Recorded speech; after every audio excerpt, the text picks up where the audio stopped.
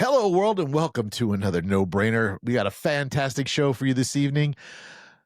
We got a special sit in guest. Derek is away on duty. I don't know what he's doing, to be honest with you. Good for him. But hey, we brought in Chris Master Jams, our usual house guest who hangs out with us and Hello. causes all kind of problems. How you doing, Chris? I'm well. It's good to see you. Excellent. Thank you. Glad you were able to make it after you got lost in that big house you were doing an inspection on. Yeah, for What, sure. what, did you tell me it was 12,000 square feet? Just under, just Wow. under. That's just retarded. Who It needs was a a house month. that first of all, I don't even want to know what the cleaning lady charges, but anyway, and we'll get into that. And then we have a really fantastic guest. He's got a great story. It's when you hear it, you're going to think it's so cool, but I wait till I tell you where he is right now. But anyway, Scott Kidd is our guest this evening. Scott, how are you, buddy? I'm doing well. Thank you so much for having this conversation with me. That I really Of course, appreciate the man. invite. We love it. We love talking to entrepreneurs and having fun with people. So let's dive right into it real quick. Where are you from originally? Where were you born? Because I thought you said Jamaica, but your family's Yeah, from Jamaica. well, I'm from Jamaica. My dad's Jamaican, mom's American. My older brother was born there, and then I was born in California. And then they moved back to to Jamaica, and then all the rest of my siblings were born there. And we moved to Texas late '70s, and we used to go back every year. We had a trucking business there where we hauled fuel. My parents did, and then we had in Texas we had another trucking business where was trash. We picked up trash. So there was Nice. funny story was when some of the drivers wouldn't show up, my brother and I would drive the trucks, and we're about 18 and 17, and we didn't have the license or anything. Hopefully, the statute of limitations is out, but we would we would sit on phone books and stuff, try to think we were looking older. We just looked like tall young kids driving a garbage truck. But no, it was fun. We had fun when we were kids. Yeah, It was business had to go forward, right? You yeah, can't worry yeah. about people calling out Trash. The thing about trash is a good business because it never ends. right? Exactly. Now, who got into the track? Was it your father who got into it? Yeah, he started. He bought a smaller one and he built it bigger. He had quite a few trucks, and then we had to roll off boxes and some bigger, like Ocean Hypermarket and George R. Brown Convention Center, the VA hospital, stuff like that. Where did you live in Texas? Houston. Okay. Texas. I used to live in Dallas, so Okay. outside of Dallas. Yeah, yeah. Texas is near and dear to my heart. I love it's one of my favorite Yeah. states. Well, it's a Um, good place. you said your father owned a trucking company in Jamaica. Was it also a garbage trucking company or totally No, different? it was fuel. And it was that my parents owned that one. We hauled fuel for all the from the basically delivery to all the gas stations and stuff into the Another big great storage business. tank. Yeah, it was really good. I mean, it did very well with it. And no, I mean, I tell people when we moved from Jamaica to Texas, I'm the world's only Jamaican cowboy, other than other than my dad and my brothers. So I'm sure here's the question everybody's asking. Where's your accent, bro? Well, Come on. my mom's a teacher, so we Nice. learned, and plus moving to Texas, when we moved there, I walk funny, talk funny. They don't really like that too much. Let me tell you what. When I first moved to Texas, and I'm not kidding you, I was at a traffic light and I did not realize that the lane merged. Yeah. So I took off and realized, oh crap, and I cut the truck off behind me. And it Ooh. was a lady and her two boys, and they chased me all the way back to my friend's house. And I'm pulling in his neighborhood, blowing the horn. Right? He comes out. He was a sheriff, so he comes out with his shotgun. I come flying up. I'm like, dude, these people are going to kill me. I cut them off. It was an accident. I totally didn't. And they get out of the truck. They're yelling and screaming. I'm like, oh man, we're going to throw hands. I'm like 4 days in Texas, right? Anyway, he comes out and he talks to him, and everything calms down. We get settled down, and he goes, dude, go to the DMV tomorrow and get rid of those Jersey plates because you're not going to get people do not like outsiders. Go get Texas Yeah. plates quickly. So yeah, Yeah. I had to do that. That was the first thing I had to do. Go get a Texas license and a Texas license plate because they didn't care I was from up north. They could give a rat's ass, you know. It was Yeah, just, yeah. but I No, loved but it. it was Once fine. again, It was fine. People are people everywhere. Once they get to know you and see what you're doing, if you're everyone's looking for the same things, and they at a True. certain point nobody really too much. funny on the flip side, I'm down in Texas for about almost a year, and I go home to visit my mom. Uh, and I bring my wife with me, and she's pregnant, and my ex-wife, and me and my friends go out to a bar that we used to hang out all the time. And I'm sitting there, and all my friends are around me. We're talking stories and telling everybody. And there's this guy at the end of the bar, and I could see he's just like festering, like staring at me, like I'm like, do I know this dude? I don't know. I can't figure this out. And finally, he goes, "Hey, cowboy," and I'm like, I didn't even look at him. I'm like, because you ain't talking to me, bro. Yeah. And he's like, "Well, if you love Texas, get your, go back." And I'm just like, and everybody, like the whole place just stopped and like looked at him, and they're like, "Do you not know who this kid is?" Like, I don't like to toot my horn, but I was pretty popular back in the day, and everybody knew who I was. Everybody knew my parents. My mom was a school teacher also, and I was just like, I was like, "Bro, what is your problem?" He's like, "You come up here talking Texas, blah blah." I said, "Dude, I'm from Hillsboro. This is where I'm born and raised in this town. I've been in Texas for a year." He's like, "Well, you sound like one of them." I'm like, because I guess I had a little twang, you pick up Yeah. that Start twang saying down there. y'all. Yeah, Start saying y'all. fixing. My friends would be like, "Fixing? What the frick is wrong? What are you fixing?" Yeah, you fix it to go over there. I said, "I'm fixing to whoop that dude's ass, that's for sure." Yeah. But anyway, yeah. So yeah, you're right. Anywhere you go, you're gonna run into idiots. But Yeah, I mean, I have a tendency that, I don't really fit anywhere, and I'm glad. no, look, I am Zach for a reason. There's one of me. My Yeah. mom will tell you, thank I God she didn't have twins because I I would be. never really thought like anybody else, and I don't really do stuff like everybody else. So I'm happy that I'm different in Hey, my own way. that's a good thing, man. That's a good thing. Yeah, and So that's tell us, fine. you went from Texas, and then is that how you ended up in Florida? No, actually, I graduated from University of Texas. Had myself and my partner. Yep, Took 'em, that's it. baby. Right there, Took 'em. the horns there, and I loved living in Austin. I was there for probably better part of 10 years, something like that. And Did you then, hang out with Matthew McConaughey down at his yeah, we're best friends. We're best friends. down at his Airstream? I'll make you the Yeah, best he's egg margarita. so I'm here, but one day, one Me day, and him are best one friends. I'm day, over here, and this is yeah, him over here. yeah, I'm over here, yeah. But he's no, but I loved living there. We had a small tech business, and I was working in tech at that time. After I finished school, and was there for a while, and then went back to Jamaica for a little bit, and then the business that we had, just gotten laid off from my tech job as it happened, 99, 2000. That was the start of the bust when it Right. started happening more and more.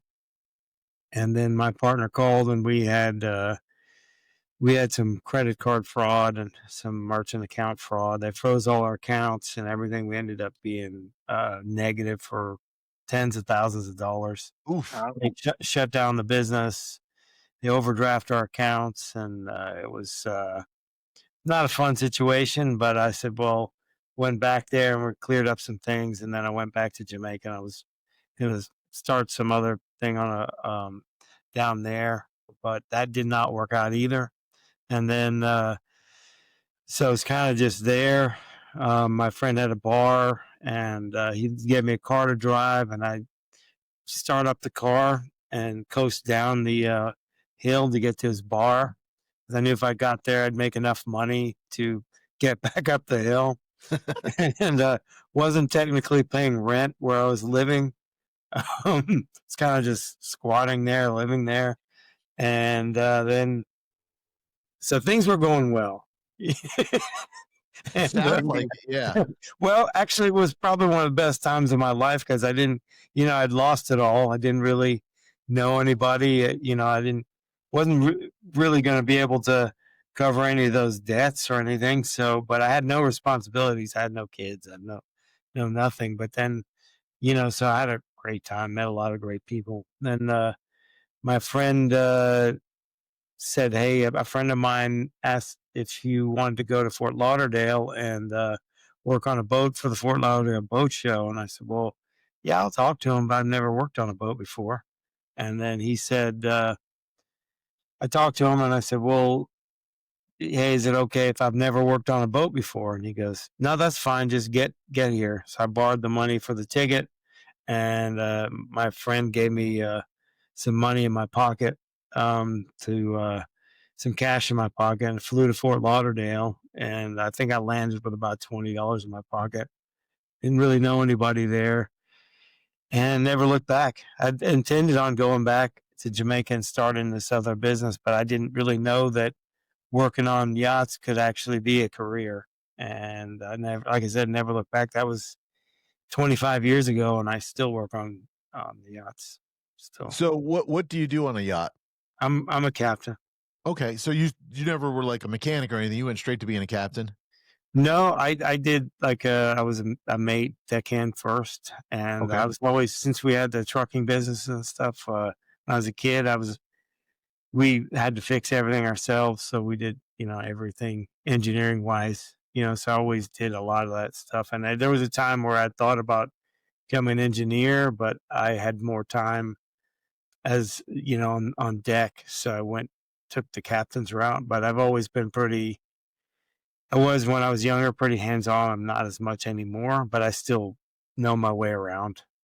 So engineering. as a yacht captain, Yeah. do people hire you to drive them around on their yachts? Is that what basically you do? I basically work for one family, and I work 6 weeks on, 6 weeks off. We both, myself and another captain, manage the boat, and we do charters and stuff. We charter it out to other families and stuff to offset some costs and stuff. And we'll probably do 10 to 12 weeks a year with that. And then the owner of the boat uses the boat probably 10 to 12, 10 or so weeks, 8 to 10 weeks a year. Where do you guys go? We've gone on this particular boat. We've gone Caribbean, Bahamas, New England. We've gone to Alaska and done the west Really? coast of the U.S. all the way down to Panama. We've gone to Jamaica, pretty much all over the Caribbean. Would you And, just cut through the Panama Canal? Is that how you get across? yeah, that's when we went up there. We actually put the boat on a ship, and it went up to Vancouver. I was Yeah. going to say some of the boats that go through the Panama Canal are a lot bigger than yachts. Yeah. Well, we don't get first priority. The commercial boats go first, so we go at night. Yeah. Okay. Is it easy to navigate through? I have not done it. It was the other captain that went through, and then the other time it was on the ship. So, Oh, okay. Okay. So I would imagine it was easy for the person that was on the boat there. They didn't have to do too much. Right. Absolutely. So tell me, you went to Alaska. Is Yeah. that where they shipped the boat out there and then you? Well, we shipped it out to Vancouver area, Vancouver, Canada, British Columbia, and then we took it up to Alaska. We did a season up there, probably from about May through about early mid-September, and then we worked our way down to San Diego, and then down to Mexico, Costa Rica, Panama. Wow, that sounds amazing. I mean, my buddy wants to get a what's the big catamarans? I guess there are 3, the trimaran or Trimarans, yeah.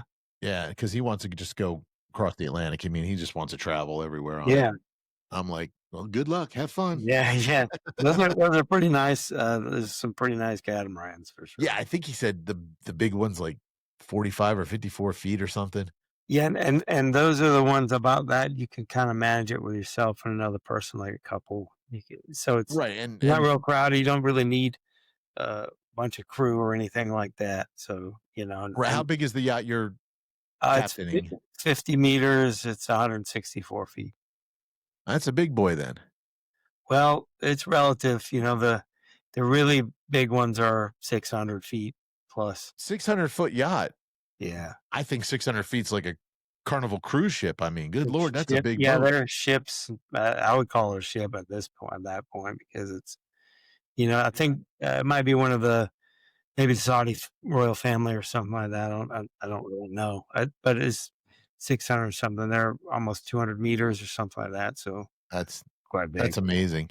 Yeah. Yeah, we were just down in Miami, and we were staying at the, Yeah. Intercontinental Hotel, and you could see right across the docks where the big boats come in, Yeah. but Yeah. there was also some yachts over there too. I guess, they Yeah. park or more over there, whatever. Yeah. That's It was about pretty cool. Miami. That's right near the cruise ship terminal at the Miami Gardens Marina. There's Yes, some, yes, yes. yeah, there's some big ones there. Yeah. Yeah, and then another time I was down in, Hobe Sound. Is that I think it's Hobie Sound, Yeah. Hobe Yeah. Sound, Yeah. I live and, pretty close to there. Jensen okay, Beach. Jensen there Beach right was north of there. there was a yacht repair place, and, George Strait's yacht was there, Yeah. and I wanna say it might have been the other one was either Jimmy Buffett or somebody like that, but they were both getting one was getting detailed and one was getting worked on, Yeah. and to me, they were ginormous. I don't know a big boat versus a big boat other Yeah. than, Yeah. but it was they were pretty big, they were nice size, or maybe it was Kenny Chesney's, but one of those guys. Yeah. Some of those guys have some pretty big boats, and you know, it's all relative, like anything else. Have you so you've been with just the same family the whole time, or No, it's a pretty unstable business. So, that's kind of the reason why I got into the real estate and stuff was I always had some kind of side hustle or sideline because, you know, it's here today, gone today kind of mentalities. I learned that also in the tech world too, because you can go pretty fast, you know, and the .com bust, if you weren't looking for a job while you had one, you were kind of sunk. But it's not as aggressive as that. But we work on a wealthy person's toy, so it could be, they get a divorce, somebody passes away, you know, they get into a lawsuit, their business takes a dip, the economy takes a dip, or they're just not into it anymore. yeah, the first thing Then you're you gonna get just rid of is the toy. yeah, and it's not like the airplane where the airplane's more useful for their business, not as much the yacht, because the airplane can get them where they need to go in a Right, hurry. So, and right. they get the same write-offs and stuff, so it goes away pretty quick. So, you You know, know, my wife's father was a big boat guy, and, I always thought his boat was pretty big, but it was only like 45 feet, so but well, and, for the average everyday like person, and you're cruising around by yourself, that's a lot to manage for one person. well, it got to the point where it was too big for him. He couldn't, like, turn it around in the canal anymore and stuff, so he got a little bit of a smaller one, and then he finally just was like, "I'm done." But I was telling him one of my wife's and my dream is to get an RV because we wanna travel the country, and he goes, Yeah, that's fun. "Well, just take that 2 for 2 or $300,000 and go ahead and just throw that right there. Throw I'm gonna that. light it on fire because that's all that's gonna happen." Yeah, that's what you're gonna get from it. I mean, I said, "What that's about your boat?" He goes, "Oh, that's worse." He goes, "Yeah, that's definitely." the boat. You really have to have a passion for it, or need that certain amount of offset. Because it's one of those things where it's I compare it to like being the bad ex-wife's alimony payment that you hate doing it, but you still got to keep doing it. Keep coming because I'm nothing but an expense over and over again. If you really want to own a boat, just give me a call and have me say, "Hey, could you just cut me a couple $100,000? We got to do all the ACs this month." Right. This month, Is is that as the captain, is that part of your responsibility to say, "Hey, we gotta fix this. This needs an overhaul," or whatever? yeah, we do all the asset management stuff. Where we do that. We're in the shipyard now, and we have a shipyard period where we manage a bunch of projects and stuff. We manage subcontractors and the crew, and bring in extra additional crew if we need to, and that kind of stuff. So it's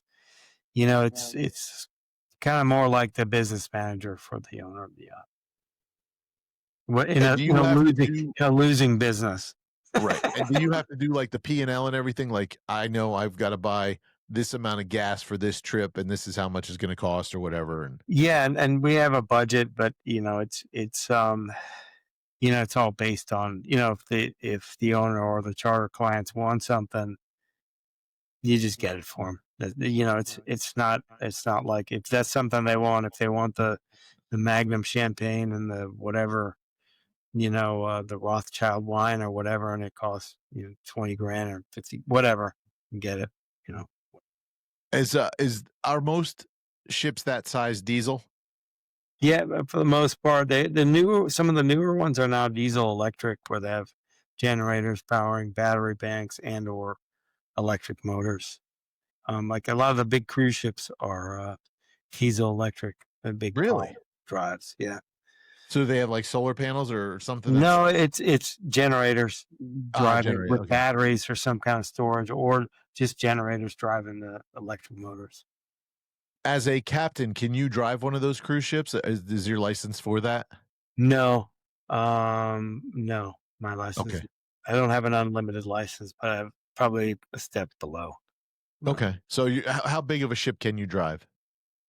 Well, it's based on really the tonnage, so probably up to about 350 feet or so, somewhere around there. Cool. Very cool. All right.